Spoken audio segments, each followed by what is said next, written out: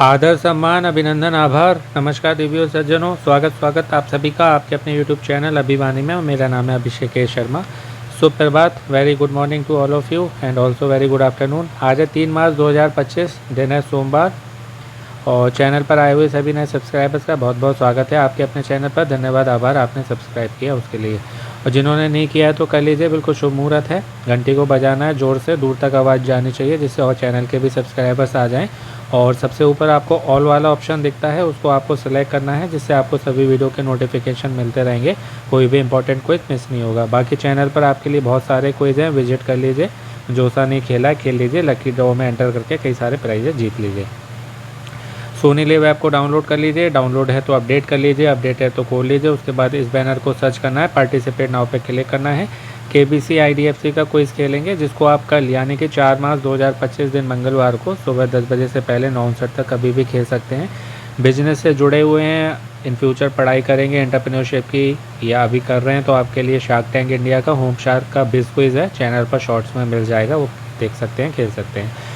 बाकी KBC की update जो मैंने आपको पहले बताई थी पिछले वीक, तो मैंने बताया था ये जहाँ तक है सेकंड लास्ट वीक है, और बढ़ा तो एक सप्ताह और ये शो बढ़ सकता है।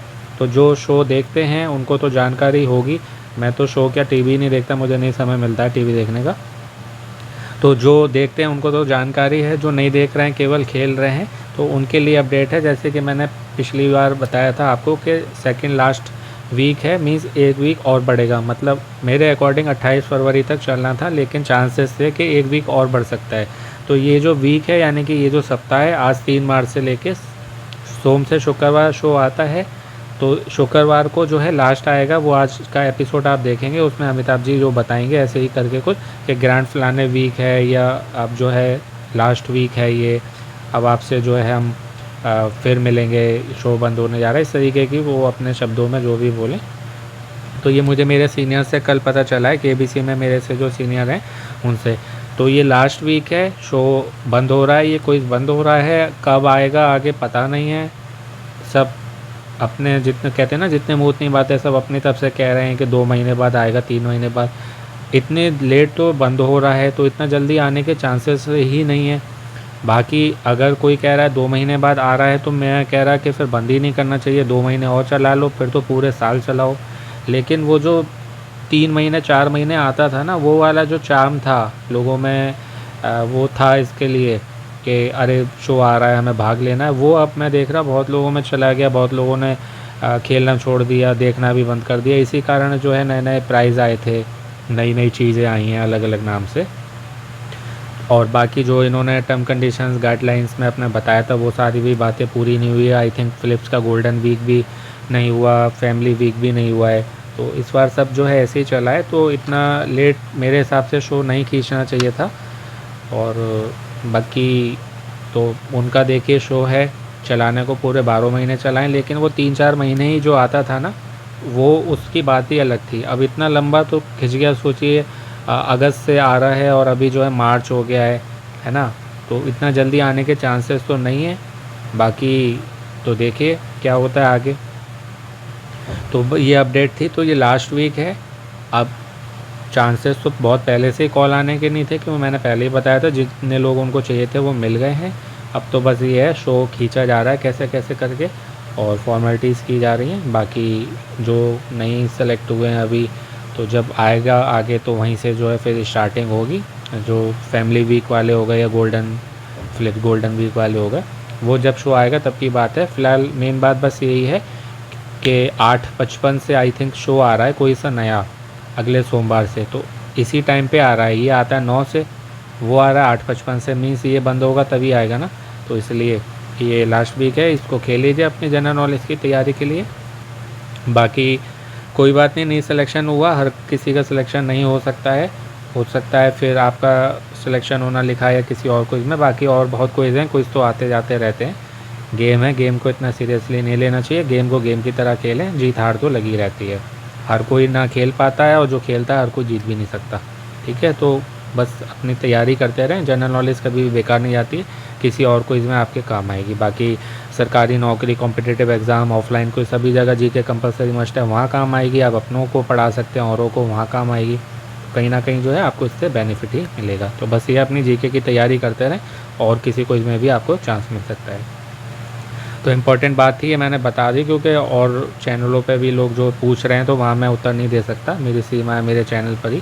तो यहाँ पर ही मैंने अपने वीडियो में जो भी इम्पोर्टेंट मुझे अपडेट मिलती है तो मैं बता देता हूँ, और आशा है बहुत लोगों को इससे डाउट क्लियर हो गए होंगे। बाकी इस चीज़ में आपको कंफर्मेशन हो कि हाँ सही मैंने बताया तो कमेंट करके भी आप बता सकते हैं कि हाँ शो जो है बंद हो रहा है। बाकी आज का शो देखिएगा, उसके बाद बताइएगा रात्रि में मुझे 10 साढ़े 10 के बाद।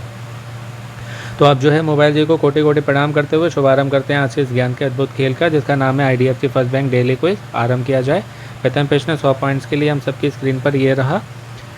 इसमें पूछा जा रहा है, क्रिकेट का क्विज है कि 2000 और 2001 में ऑस्ट्रेलिया के खिलाफ अपनी हैट्रिक पूरी करने के लिए हरभजन सिंह ने किसका विकेट लिया था। हरभजन सिंह ने किसका विकेट लिया था? तो 3 जनों के इन्होंने विकेट लिए थे, शेन वॉर्न, एडम गिलक्रिस्ट और रिकी पॉन्टिंग। तो एडम गिलक्रिस्ट तो इसमें है नहीं, तो रिकी पॉन्टिंग या शेन वॉर्न में से होना चाहिए। सी लगा के देखता हूँ, option C, let's see right और रॉन्ग, ए या सी में से होना चाहिए। This is the correct answer. Yes C हो गया। कहीं सी वाला नहीं आए ना, ए वाला है, तो फिर आप ए वाले के साथ में जाएंगे। दूसरा प्रश्न है, इसमें पूछा जा रहा है पुर्तगाल की देशभक्ति कविता द लूसियाड्स में किसकी खोज यात्राओं को अमर कर दिया गया है। इसके बारे में मैं काफ़ी पहले ही बता चुका हूँ आपको। वास्को डी गामा जो कि कई बार भारत आया था, पुर्तगाली था, उसकी ही ये बात हो रही है। डिटेल में जब मैंने वहाँ बताया था ना किसी क्विज में KBC का था, जाने दैनिक भास्कर का, तो उसमें मैंने इसके बारे में आपको बताया था सब, तो इसलिए रिपीट करने कोई मतलब नहीं। Option C, let's see right और wrong. This is the correct answer. Yes, Amitabh ji ने करेक्ट बोल दिया तो करेक्ट हो गया, 100 पॉइंट्स मिल गया। और 100 पॉइंट्स के लिए तीसरा प्रश्न ये रहा, कंप्यूटर का है कि व्यक्तिगत उपयोग के लिए डिज़ाइन किए गए पोर्टेबल कंप्यूटर को क्या कहते हैं। लैपटॉप, डेस्कटॉप, टैबलेट या क्रोम बुक। क्रोम तो बुक तो गूगल वालों की है, डेस्कटॉप तो कोई भी यूज़ कर सकता है, पब्लिक प्लेस में होता है। टैबलेट, लैपटॉप या टैबलेट में से एक होगा, लेकिन पोर्टेबल कंप्यूटर की बात हो रही है तो लैपटॉप ज़्यादा अच्छे से वर्क करता है, उसमें सारे प्रोसेसर भी ज़्यादा होते हैं, तो लैपटॉप ही होना चाहिए। Yes, This is the correct answer. ए या सी में से मुझे एक लग रहा था, लेकिन ए वाला है। चौथा प्रश्न है कि हल्दी घाटी से 2 किलोमीटर पश्चिम में किसकी समाधि स्थित है। हल्दी घाटी, तो हल्दी घाटी में तो युद्ध हुआ था हल्दी घाटी का, महाराणा प्रताप से जुड़ा हुआ है। महाराणा प्रताप के घोड़े का नाम था चेतक, तो ये ऑप्शन ए होगा मेरे अकॉर्डिंग। बाकी बी और सी तो हो ही नहीं सकते, ए या डी में से शिवाजी नहीं होंगे, ये वो महाराष्ट्र से जुड़े हुए हैं। ऑप्शन ए ही होगा, Chetak, Maharana Pratap Chetak. Yes, correct answer है। अमिताभ जी बोले ही नहीं कुछ। 5वां अंतिम प्रश्न है, ये चौथा प्रश्न अच्छा था, इसके बारे में बताऊंगा और डिटेल में थोड़ा आपको। यदि आपको आपका KYC समाप्त हो गया है, SMS प्राप्त हो तो क्या करना चाहिए। ऑप्शन ए, SMS में दिए गए नंबर पर तुरंत कॉल करें, KYC पूरा करने के लिए निर्देशों का पालन करें, SMS की वास्तविकता की पुष्टि के लिए ब्रांच में जाएं, या SMS को मित्रों और रिश्तेदारों को अग्रेषित करें। तो ऑप्शन सी ही सही लग रहा है, SMS की वास्तविकता की पुष्टि करें और शाखा पर जाएं। Option C, let's see right और wrong. This is the correct answer. Yes, correct है, ऑप्शन सी, अमिताभ जी ने बोल दिया तो करेक्ट है। तो मैं आपको बता रहा था हल्दी घाटी के बारे में। हल्दी घाटी या राती घाटी, रात होती है ना, रात, नाइट, रात्रि, तो राती घाटी भी बोलते हैं इसको। ये जो है अरावली पर्वतमाला में खमनौर और बलीचा गांव है, उसके मध्य में है, मिडिल में एक पहाड़ी दर्रा, खमनौर और बलीचा गांव। ठीक है, ये हो गई बात। और चेतक को जो है हवा में दौड़ने वाला घोड़ा भी कहा जाता था। गुजरात का चारण व्यापारी है काठियावाड़ी, उस नस्ल का ये घोड़ा था। गुजरात के चारण व्यापारी काठियावाड़ी नस्ल का ये घोड़ा था। ये युद्ध में घायल था, उसके बाद भी जो है ये महाराणा प्रताप को युद्ध से बचा कर लाया था। इसने जो है जब अकबर के सेनापति जो मान सिंह थे, उसके हाथी के सिर पर पाँव रख दिया था। सोचिए, कहाँ हाथी कहाँ घोड़ा। हल्दी घाटी का तो युद्ध हुआ था ना, उसमें चेतक ने अकबर का जो सेनापति था मान सिंह, उसके हाथी के सिर पर पाँव रख दिए थे। बहुत ऐसी बातें मैं बताऊंगा, फैक्ट्स जो आप में से बहुत कम लोगों को मालूम होंगे। और जब मुग़ल सेना महाराणा प्रताप के पीछे लगी थी तो चेतक महाराणा प्रताप को अपनी पीठ पर लिए 26 फीट या 26 फुट जो भी बोले उस नाले को लांघ गया था जिसको मुग़ल पार नहीं कर सके थे, 26 फुट। इसके साथ कहीं पेशन में आता है महाराणा प्रताप के बारे में, तो चावड़ का बंदौली गांव है, वहाँ पर उनकी समाधि है महाराणा प्रताप जी की, चावड़ के बंदौली गांव में। बंदौली जो है केजाद और चावड़ के बीच में बनी केजड़ झील है, उसके बीच में 8 खंभों की एक छतरी बनाई गई है, कहीं आपको इमेज में दिखाई दे 8 खंभों की एक छतरी है, वो उन्हीं की है।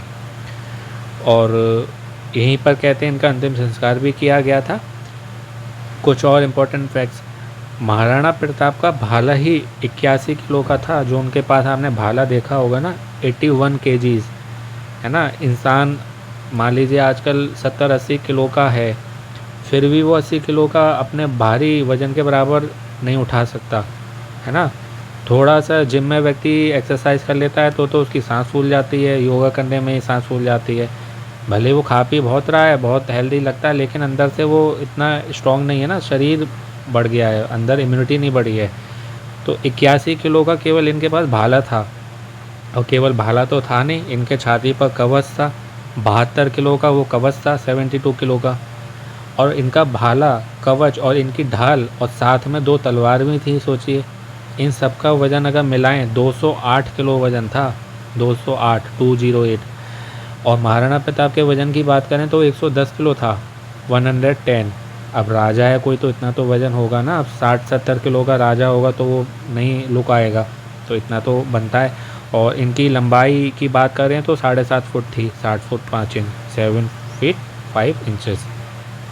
तो सोचिए 110 किलो के वो, और अपने से लगभग दुगना वज़न वो उठाते थे। जैसे चींटी कहते हैं अपने से दुगना 4 गुना वज़न उठा लेती है, इंसान नहीं उठा सकता। इंसान अपने से आधा वज़न भी उठा के नहीं इतना वर्क कर सकता है, चल सकता है। जीना चढ़ने उतरने में तो सांस फूल जाती है, और फिर जिम में ज़रा वज़न उठा लिया तो उसमें भी सपोर्ट चाहिए हैवी एक्सरसाइज के लिए।